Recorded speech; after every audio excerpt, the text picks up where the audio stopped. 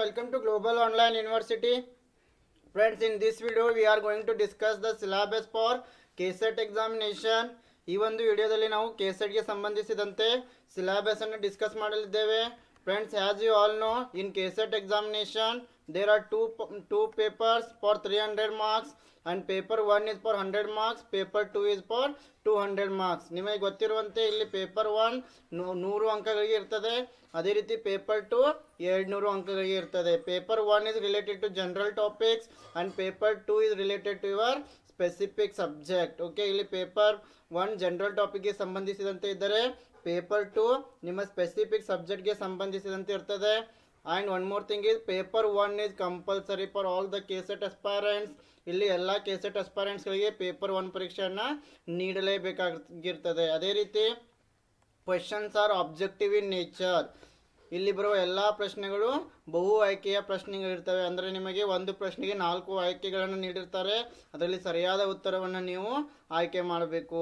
Then paper 1 is having 10 sections. Paper 1ನಲ್ಲಿ 10 ಸೆಕ್ಷನ್ಗಳಿರ್ತವೆ. 5 questions from each section. ಪ್ರತಿಯೊಂದು ಸೆಕ್ಷನ್ನಿಂದ 5 ಪ್ರಶ್ನೆಗಳು ಬರುತ್ತವೆ. Then total paper 1 is having total 50 questions for 100 marks. ಈ ರೀತಿಯಾಗಿ ಪೇಪರ್ 1 50 ಪ್ರಶ್ನೆಗಳನ್ನು ಹೊಂದಿದ್ದು 100 ಅಂಕಗಳಿರ್ತದೆ. ಪ್ರತಿಯೊಂದು ಪ್ರಶ್ನೆಯು 2 ಅಂಕಗಳಿಗೆ ನೀಡಲಾಗಿರ್ತದೆ. And there is one more advantage is there is no negative marking. ಇಲ್ಲಿ ಯಾವುದೇ ರೀತಿಯ ನೆಗೆಟಿವ್ ಮಾರ್ಕಿಂಗ್ ಇರುವುದಿಲ್ಲ. In this way in paper 1 there are 10 sections and again in that six sections are related to theoretical concepts and four sections are related to practical sections. okay, ಈ ರೀತಿಯಾಗಿ ಇಲ್ಲಿ 6 ಸೆಕ್ಷನ್ಗಳು ಥೆರಾಟಿಕಲ್ಗೆ ಸಂಬಂಧಿಸಿದಂತೆ ಇದ್ದರೆ 4 ಸೆಕ್ಷನ್ಗಳು ಪ್ರಾಕ್ಟಿಕಲ್ಗೆ ಸಂಬಂಧಿಸಿದಂತಿವೆ. Okay, first will see the theoretical sections. One is teaching aptitude, research aptitude, then communication, then ICT, information and communication technology, then people development and environment, and higher education. In this way these 6 sections are related to theoretical concepts. okay, from every section 5 questions will be arising. Then 6 into 5, total there are 30 questions will be related to theoretical concepts. okay, it means theoretical section there are 60 marks questions. okay, ಈ ರೀತಿಯಾಗಿ ಥಿಯರಿಗೆ ಸಂಬಂಧಿಸಿದಂತೆ ಈ ಎಲ್ಲ 6 ವಿಷಯಗಳಿಂದ ಅಥವಾ 6 ಯೂನಿಟ್ಗಳಿಂದ 30 ಪ್ರಶ್ನೆಗಳು ಬರ್ತವೆ. ಈ 30 ಪ್ರಶ್ನೆಗಳು ಕೂಡ ನಿಮಗೆ 60 ಮಾರ್ಕ್ಸ್ಗೆ ನೀಡಲಾಗಿರ್ತದೆ. okay, and the second section is related to practical section.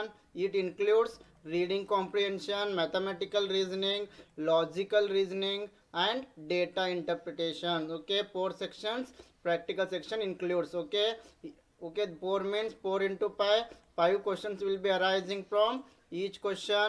so 20 questions will be from practical section. totally it is for 40 marks. so the total paper 1 is for 100 marks. 60 marks from theoretical sections, 40 marks from practical sections. ಈ ರೀತಿಯಾಗಿ practical ಸೆಷನ್ನಲ್ಲಿ reading comprehension, mathematical reasoning, logical reasoning ಮತ್ತು data ಇಂಟರ್ಪ್ರಿಟೇಷನಿಂದ ಪ್ರತಿಯೊಂದು ಸೆಕ್ಷನಿಂದ 5 ಪ್ರಶ್ನೆಗಳಂತೆ 20 ಪ್ರಶ್ನೆಗಳು ಇಲ್ಲಿಂದ ಬರ್ತವೆ. ಇದು ಒಟ್ಟು 40 ಅಂಕಗಳಿಗೆ ಇರ್ತದೆ. So let us go to our syllabus. okay, first we'll discuss about unit 1, that is teaching aptitude. okay, in teaching aptitude, okay, first concept of teaching, objectives, levels of teaching, then characteristics and basic requirements. ಇಲ್ಲಿ ನಾವು teaching concept ಅಂದರೆ ಟೀಚಿಂಗ್ನ ಅರ್ಥ, ವಿವರಣೆ ಮತ್ತು ಟೀಚಿಂಗ್ನ ಉದ್ದೇಶಗಳು ಏನೇನು, ಮತ್ತು levels of ಟೀಚಿಂಗ್ನಲ್ಲಿ there are 3 levels. One is memory level of teaching, understanding level of teaching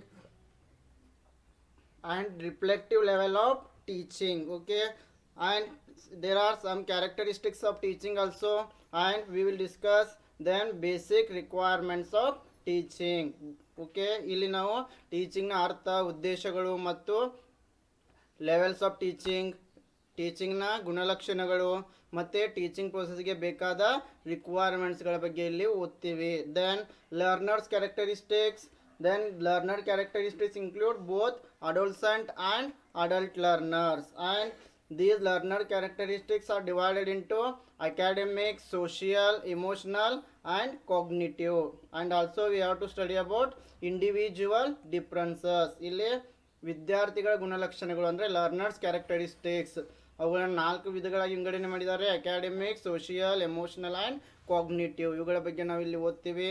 then comes factors affecting teaching related to teacher, learner, support material, instructional facilities, learning environment and institution. ಇಲ್ಲಿ ನಾವು teaching ಮೇಲೆ ಪ್ರಭಾವ ಬೀರುವ ಅಂಶಗಳು ಅಂದರೆ teacher, learner, support material, facilities, learning environment ಇವುಗಳ ಬಗ್ಗೆ, ಅದೇ ರೀತಿ ಇನ್ಸ್ಟಿಟ್ಯೂಷನ್ ಇವುಗಳ ಬಗ್ಗೆ ಓದಬೇಕಾಗ್ತದೆ.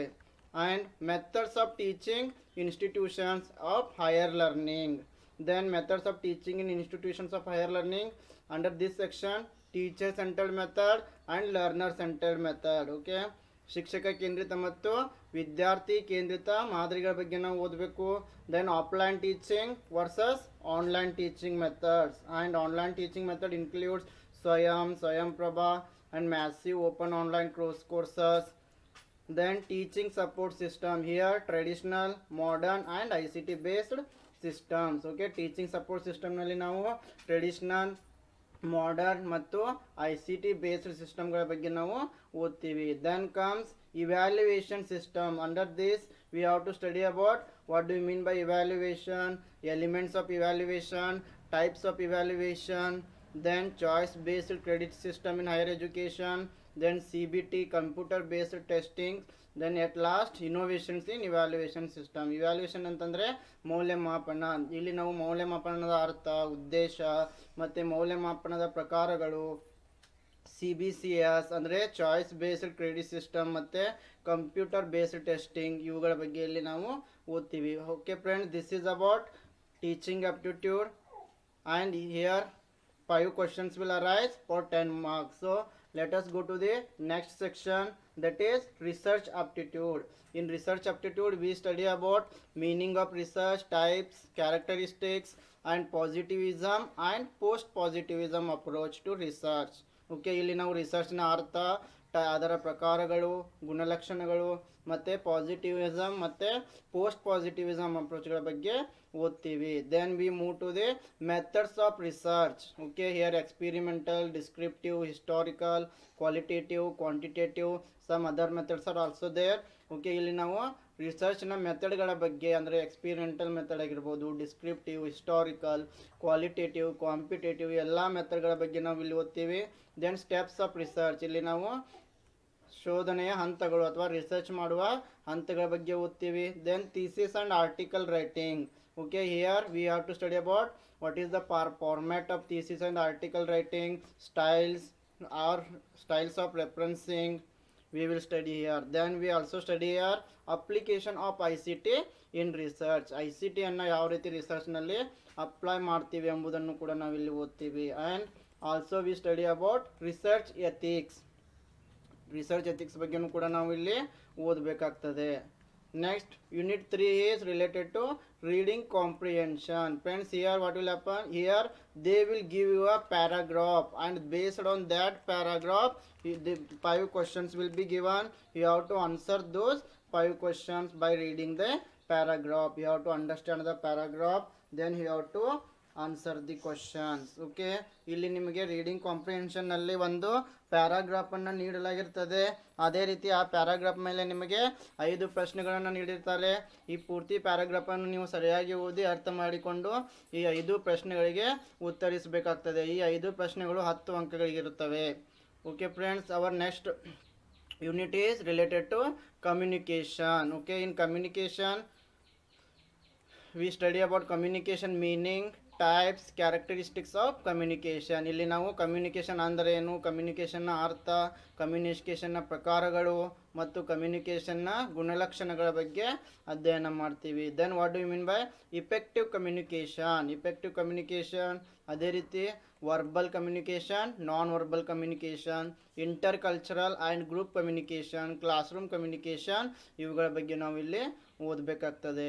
Next we move to the barriers to effective communication. ಒಂದು ಎಫೆಕ್ಟಿವ್ ಕಮ್ಯುನಿಕೇಷನ್ಗೆ ಅಡ್ಡಿಯಾದ ಅಂಶಗಳು ಯಾವುವು, ಇವುಗಳ ಬಗ್ಗೆನೂ ಕೂಡ ನಾವು ಇಲ್ಲಿ ಓದ್ತೀವಿ. Then we study about mass media and society. Okay, ಇಲ್ಲಿ ಮಾಸ್ ಮೀಡಿಯಾ ಮತ್ತು ಸೊಸೈಟಿ ಬಗ್ಗೆನೂ ಕೂಡ ನಾವು ಓದಬೇಕಾಗ್ತದೆ. Then we will move to the next unit, that is mathematical reasoning and aptitude. Here we will study about types of reasoning. There are various types are there in reasoning. For example, number series, letter series, codes and relationship. Then we will study about mathematical aptitude like fraction, time and distance related problems, ratio and proportion, and percentage, profit and loss problems, interest and discounting problems, then averages we will study here. Okay, mathematical reasoning and aptitude nalli ನಾವು number series, letter series, codes, relationships ಮತ್ತೆ mathematical ಆಪ್ಟಿಟ್ಯೂಡ್ನಲ್ಲಿ fraction, time and distance, ratio proportion, percentage, profit and loss, interest and discounting ಮತ್ತು average ಇವುಗಳನ್ನೆಲ್ಲ ಓದ್ತೀವಿ. Okay, next we will move to the logical reasoning. Here understanding the structure of argument forms, structure of categorical propositions, then mood, figure, formal and informal fallacies, then uses of language, connotations and denotations of terms, then classical square of opposition. These all concepts we will study in logical reasoning. ಇಲ್ಲಿ ನಾವು syllogism, proportions ಮತ್ತು square of opposition ಇವುಗಳ ಬಗ್ಗೆ ಓದ್ತೀವಿ. Then evaluating and distinguishing deductive and inductive reasoning. Then will study about analogies. Okay, next Venn diagrams, simple and multiple use for establishing validity of arguments. ಇಲ್ಲಿ Venn diagram ಬಗ್ಗೆ ಕೂಡ ನಾವು ಕಲಿತೀವಿ. Then Indian logic, means of language knowledge. Okay, Indian logic ಬಗ್ಗೆ ನಾವು ಇಲ್ಲಿ ಓದಬೇಕು. ಇದನ್ನು ಇವಾಗ ಸೇರಿಸಲಾಗಿದೆ ಸಿಲೆಬಸ್ನಲ್ಲಿ. Indian logic or means of knowledge includes perception, inference, comparison, verbal testimony, implication and non apprehension. ಇಲ್ಲಿ ಪ್ರತ್ಯಕ್ಷ, ಅನುಮಾನ, ಉಪಮಾನ, ಶಬ್ದ, ಅರ್ಥಪಟ್ಟಿ, ಅನುಪಲಬ್ಧಿ ಇವುಗಳ ಬಗ್ಗೆ ನಾವು ಓದ್ತೀವಿ. Then structure and kinds of ಅನುಮಾನ or inference. Then invariable relation. Then fallacies of inference. ಇಲ್ಲಿ ನಾವು ಸ್ಟ್ರಕ್ಚರ್ ಮತ್ತು ಕೈಂಡ್ಸ್ ಆಫ್ ಅನುಮಾನ, ವ್ಯಾಪ್ತಿ ಮತ್ತು ಹೆತ್ಬವಾಸ್ ಇವುಗಳ ಬಗ್ಗೆನೂ ಕೂಡ ನಾವು ಲಾಜಿಕಲ್ ರೀಸನಿಂಗ್ನಲ್ಲಿ ಓದ್ತೀವಿ. Then we'll move to the data interpretation. Here we'll study sources of data, then classification of data, then what do you mean by quantitative data and qualitative data, and we will study about graphical representation such as bar chart, histograms, pie chart, table chart, line chart, etc., and also mapping of data, and also data interpretation and data and governance. Okay, ಇಲ್ಲಿ data ಇಂಟರ್ಪ್ರಿಟೇಷನ್ನಲ್ಲಿ ನಾವು ದತ್ತಾಂಶಗಳನ್ನು ಸಂಗ್ರಹಿಸುವ ಮೂಲಗಳು ಮತ್ತು ದತ್ತಾಂಶಗಳ ಪ್ರಕಾರಗಳು, ಪರಿಮಾಣಾತ್ಮಕ ಮತ್ತು ಕ್ವಾಲಿಟೇಟಿವ್ ಗುಣಾತ್ಮಕ ದತ್ತಾಂಶಗಳ ಬಗ್ಗೆ, ಮತ್ತು ಗ್ರಾಫಿಕಲ್ ರಿಪ್ರೆಸೆಂಟೇಷನಲ್ಲಿ bar chart, histograms, pie chart ಮತ್ತು ಟೇಬಲ್, ಲೈನ್ ಚಾರ್ಟ್ ಇವುಗಳ ಬಗ್ಗೆ ಓದ್ತೀವಿ. ಓಕೆ, ಇಲ್ಲಿ ಕೂಡ ನಿಮಗೆ ಒಂದು ಚಾರ್ಟ್ ಅಥವಾ ಟೇಬಲ್, ಪೈ ಚಾರ್ಟ್, ಹಿಸ್ಟೋಗ್ರಾಮ್ಸ್ ಕೊಟ್ಟಿರ್ತಾರೆ. ಅದ್ರ ಮೇಲೆ 5 ಪ್ರಶ್ನೆಗಳನ್ನು ನೀಡಿರ್ತಾರೆ. 5 ಪ್ರಶ್ನೆಗಳಿಗೆ ನೀವು ಉತ್ತರಿಸಬೇಕು. So our next topic is that is ICT, information and communication technology. Here we have to study about ICT general abbreviations. For example, ICT stands for information and communication technology and terminology. Okay, basics of internet, intranet, email, audio and video conferencing, digital initiatives in higher education, ICT and governance. ಇಲ್ಲಿ ನಾವು information and communication technology ನಾವು ಏನು general ಅಬ್ರಿವಿಯೇಷನ್ಸ್ ಬಗ್ಗೆ ಕಲಿತೀವಿ. ಅದೇ ರೀತಿ internet, intranet, email, audio and video conferencing ಇವುಗಳ ಬಗ್ಗೆ ಓದ್ತೀವಿ. ಅದೇ ರೀತಿ digital initiatives in higher education and also ICT and governance ಬಗ್ಗೆನೂ ಕೂಡ ನಾವು ಇಲ್ಲಿ ಓದ್ತೀವಿ. So next unit is people development and environment. Here we study about development and environment, millennium development and sustainable development goals. Okay, then human and environment interaction, anthropogenic activities and their impacts on environment. ಇಲ್ಲಿ ನಾವು ಜನರು ಮತ್ತು ಪರಿಸರದ ನಡುವಿನ ಸಂಬಂಧದ ಬಗ್ಗೆ ತಿಳ್ಕೊಳ್ತೀವಿ. ಅದೇ ರೀತಿ ಮಿಲೇನಿಯಂ ಡೆವಲಪ್ಮೆಂಟ್ ಗೋಲ್ಸ್ ಮತ್ತು ಸಸ್ಟೈನೇಬಲ್ ಡೆವಲಪ್ಮೆಂಟ್ ಗೋಲ್ಸ್ಗಳ ಬಗ್ಗೆ ಓದಬೇಕಾಗ್ತದೆ.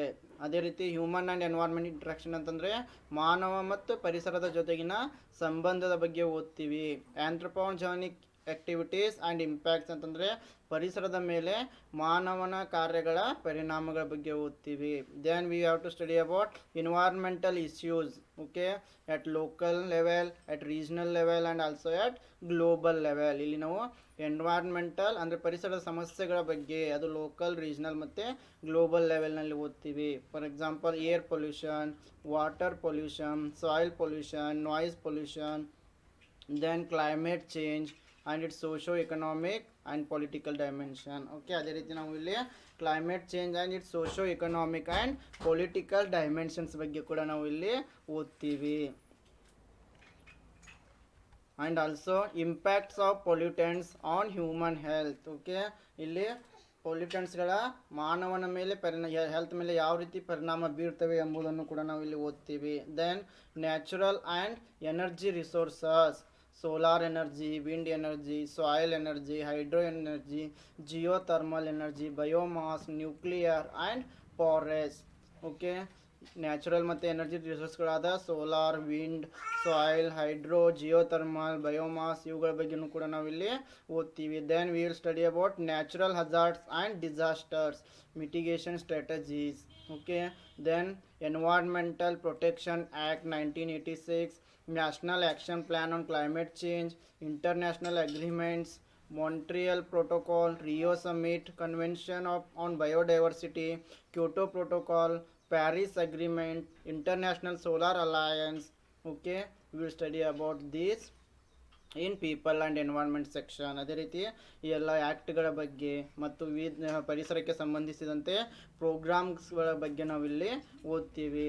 Okay, last unit is higher education system. Okay, here will study about institutions of higher learning and education in ancient India, then evolution of higher learning and research in post independence India.